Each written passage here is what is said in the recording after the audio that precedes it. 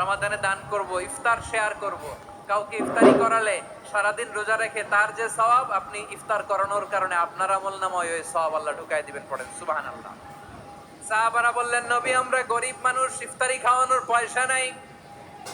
আল্লাহর হাবিব বললেন, ওয়ালাউ বিমাজগাতি লাবান, এক ঢোক দুধ, ওয়ালাউ বিতামরা, একটাও খেজুর, ওয়ালাউ বিশারবাতি মা, এক ঢোক পানি খাইয়েও যদি কারো রোজা ভাঙাও, তারপরে ওই সওয়াব তোমার আমলনামায় দিবে কে?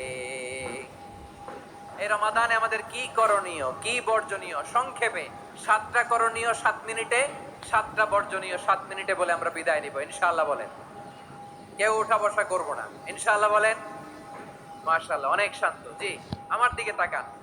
রমাদানে, আসন্ন রমাদানে আমাদের 7টি করণীয়। 1 নাম্বার করণীয়, এই রমাদানকে আপনি কোরআনময় করে তুলুন। কোরআনময় করে তুলুন 2025-এর রমাদান। এই হচ্ছে আজকের প্রোগ্রামের স্লোগান। জোরে বলেন ঠিক কিনা?